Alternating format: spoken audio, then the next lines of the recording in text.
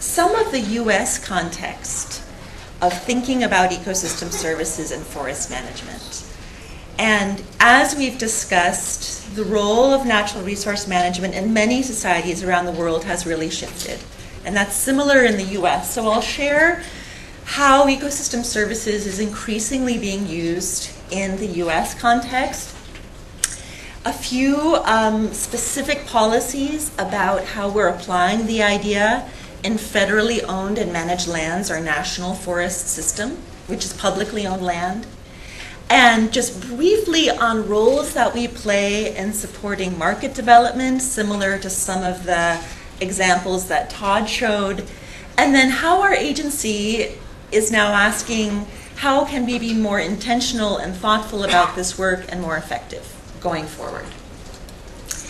So I think essentially many of us are interested in this idea of ecosystem services and in forest management in general because we believe that forests are important, we believe that nature is important, and so how can we be more effective in articulating that importance?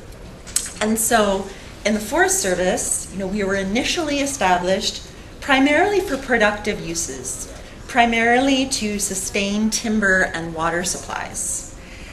And now public expectations of the agency has changed. So there's in a way a social and cultural challenge within our organization of who are we, what are we about, how do we reflect these changing expectations?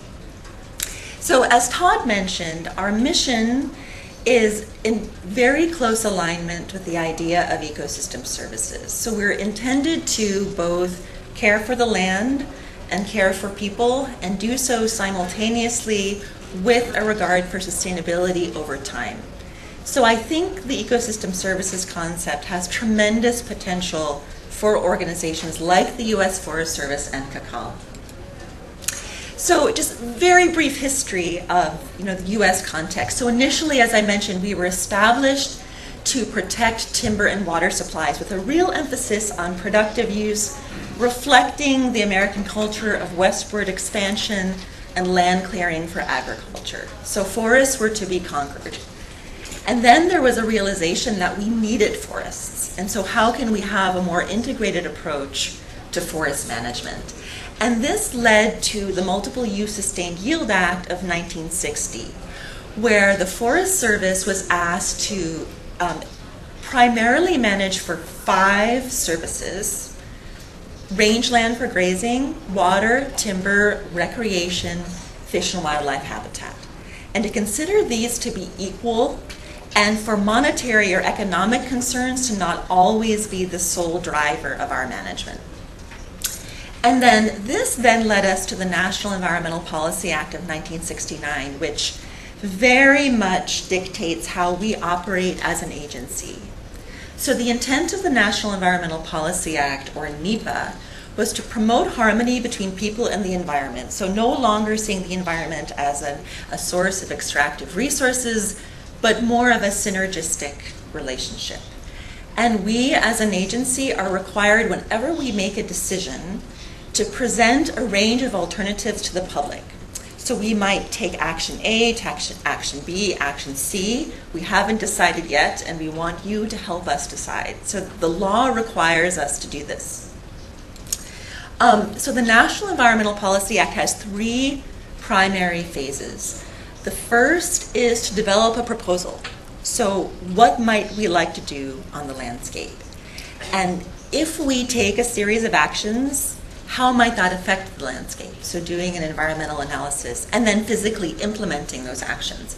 So we're mostly integrating ecosystem services into the proposal development phase of our planning. So why should we manage these lands? What is their condition? What might we need to do to sustain ecosystem services over time? And that process is very much about an information exchange. So historically in the Forest Service, our specialists would decide what they felt was important to do on the landscape, and they would present that to the public. Now we're trying to work more simultaneously with the public to understand what they expect of us as a federal land management organization. So there's a range of tools we can use to do this. Some of the least expensive tools are also the most realistic, so I'll present one of them here. So one of the tools that we're using is called human ecology mapping, where we simply, in a structured way, try to ask people, how do they benefit from the forest? Why does it matter to them? And how is the condition of the forest changing over time, or their ability to benefit from the forest changing over time? So we ask some very simple questions. So how do you use or rely on the forest? What are the benefits that you value? Why is this important to you? Why does this benefit matter to you? Are there particular places on the forest that are really critical for this value? Are there particular assets that these places have that you need or use, such as a cultural site, or a source of food, or a source of wood products? And finally, what ecological conditions are necessary to support this benefit over time? So we have this social question, right, of why are forests important to people? And then we have to couple that with the ecological reality of how is the landscape functioning. So what is occurring beyond our forest boundaries that affects the functioning of our forest? And what are some challenges and stressors on the system? So I think the challenge here, many US Forest Service employees say, I was trained in the natural sciences.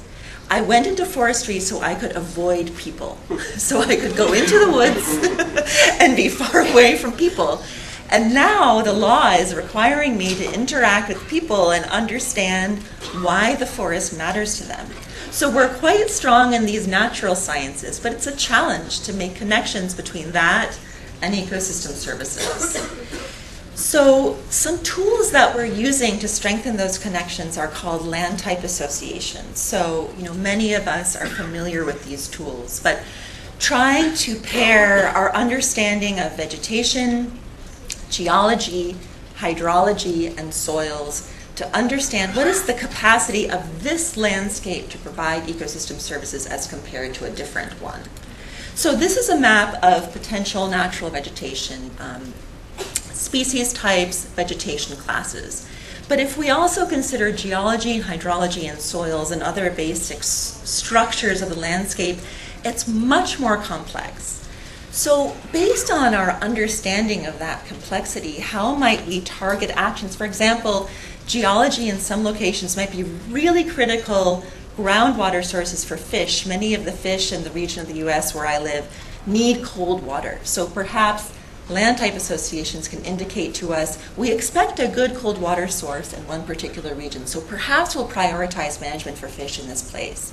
Or maybe we expect soils to be really rich for habitat in another place. So trying to pair our understanding of social complexity with ecological complexity.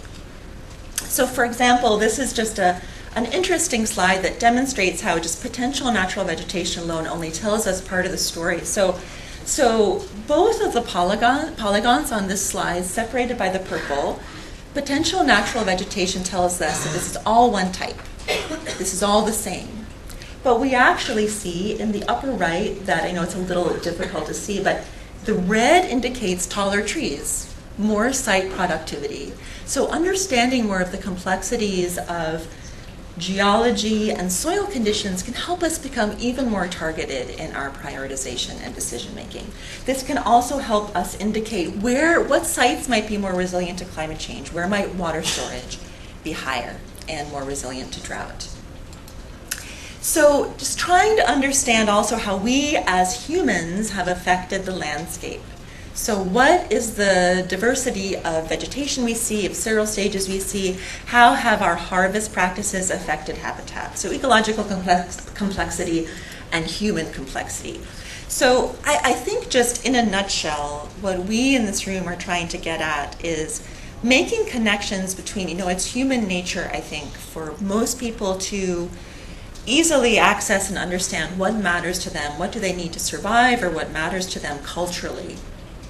And I think we who care about natural resources are trying to pair that understanding with ecosystem function and ecological processes and how that relates to human dependence on natural systems. So for example, many people across the world are concerned about water quality, water availability. So how might we make a connection to geology, soils, riparian vegetation, and the roles that those ecological components play in providing what's really critical to many human societies? So just in summary, I think the ecosystem services idea has tremendous potential to help us articulate why are forests important? Why might they matter to Coca-Cola or a local village or to food production for an entire region? What is happening ecologically that supports that importance, and how do our actions as land managers affect those ecological conditions and those benefits? So within the Forest Service, Congress funds us in separate programs. So Congress will give us some money to manage watersheds, Congress will give us some money to fight fires, Congress will give us some money to produce timber. And sometimes our staff, we're sitting at desks next to each other, but we're not necessarily communicating together about how we can maximize delivery of these services across the landscape. So what ecosystem services is helping us do is to consider all the components of land interactions that go into providing a service, but also how services relate to one another and how we can behave more efficiently as an organization.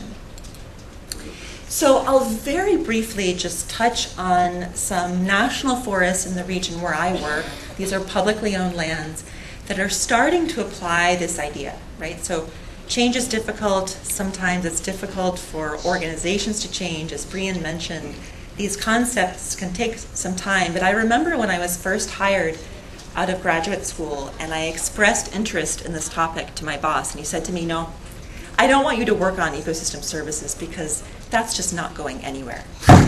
And here we are today discussing this topic, and so I think it's really exciting to see how an international community has come together around this idea. So just to orient you, I work in the Pacific Northwest of the US, which is indicated in orange, and this map is the National Forest System. So these are federally owned lands in Oregon and Washington. And these national forests in orange are ones that have become really interested in applying ecosystem services to forest management. So one of the most creative forest supervisors in our organization is on the Deschutes National Forest in Central Oregon. And he recognized that the way we were communicating about the importance of forests was not as effective as it could be. And so he said, let's try something new. Let's try using ecosystem services as a way to communicate with the public and to drive our management. And an analogy that this forest supervisor used is that, our typical business is a pretty simple black and white depiction of why forests are important. Ecosystem services can help us go to a full spectrum color depiction of why forests are important. So there was a particular landscape, a high elevation marsh complex, the largest high elevation marsh in the continental US. And due to fire suppression, as Todd mentioned, there was a lot of vegetation on this landscape, many lodgepole pine, very dense, big concerns about fire. So typically the Forest Service would come to the public and say, we're going to go in and do a fuels treatment. We're just going to take out a bunch of these lodgepole pine to make the landscape more resilient. But this place was really important to the community culturally, for collecting matsutake mushrooms, for having solitary recreation experiences. It's incredibly important habitat for the Oregon spotted frog, which is listed under the Endangered Species Act. And this forest supervisor realized that if we just went in with our equipment and took out lodgepole pine, people might not be comfortable with that. They might not feel that that action reflected what they cared about on this landscape. So instead, we convened a workshop and we identified what people cared about in this place. What are the attributes of that experience that they value? How does that relate to ecological conditions? What might we do on the landscape to improve those conditions? And how might we consider the positive and negative effects of those actions? For example, if we do one management action to sustain the mushrooms, what might that mean for habitat or water storage? So this kind of innovation has been occurring across our organization, and that led to the inclusion of ecosystem services in our land management policy. We are now required to address ecosystem services in this policy. Innovation by the Forest Service led to a decision by the White House and the Office of Management and Budget in the U.S. to require all federal agencies to incorporate ecosystem services into their decisions. So this is major. This was just released in October of 2015. Now we across the federal government are trying to figure out how we will do this. So I just have a few minutes left. I'll probably touch on these topics pretty quickly. But as Todd mentioned, there's many beneficiaries of good forest management that are beginning to become aware of the importance of investing in forests for their bottom line, for their business case. There's many water utilities in the West that recognize the importance of forest management for their water supplies. One of these is in the city of Eugene, Oregon, really diverse ownership. So the green are Forest Service lands, there's also privately owned lands, industrial uses, and this utility was beginning to become concerned about degraded water quality. And so we formed a collaborative group. We meet once a month, and we've designed a program to pay private landowners to protect their riparian forest, to work with the private sector, such as breweries and water bottling companies that rely on this water to invest in watershed stewardship, and to form partnerships, including with the Forest Service, to manage the headwaters. So I think there's tremendous potential for the ecosystem services idea to build partnerships with people who benefit from good forest management. So just in closing, I wanted to share that in our Washington, D.C. office, they recognized that there was this great innovation occurring across the country, and how could we be more intentional about using ecosystem services in the agency. And so our associate chiefs formed a team, which I serve on, to be more explicit about policy. So there's 3 primary topics that we're addressing. One is, how can we use ecosystem services to help us set priorities? How can we use ecosystem services to help us report back to Congress about what we do and why it matters? Right now we talk about the number of hectares that we treat or the kilometers that we restore. It really doesn't mean very much to people. How instead can we talk about job creation, economic benefits, and water supplies? And finally, how can we build partnerships with beneficiaries like water utilities, members of the private sector, etc. So there's 3 primary pieces in our agency of thinking about the public lands for public benefit, how can we work with private landowners and utilities, and how can we build infrastructure to actually articulate these benefits. So just in closing about this notion of a story and who the U.S. Forest Service used to be and who we're trying to become. So we had this timber identity, this production forestry identity. There's members of our staff working on a new identity for the agency, and what I think is fascinating is that it really reflects unintentionally the idea of ecosystem services. So there's 4 themes. One is that nature matters. Nature is important to the American public. The second is that nature provides critical benefits that are important for our well-being as a society. Third is that we as Forest Service employees live and function in communities. And the fourth is that, and this is based on the ideas of our founder, that we must find the greatest good for the greatest number in the long run. So I think, as Todd and others have mentioned, that this notion of ecosystem services and the benefits of nature is really growing in the natural resource management field. So it's wonderful to be here, to hear how you all would like to explore this as well. And I think we do have a few minutes for questions, is that right?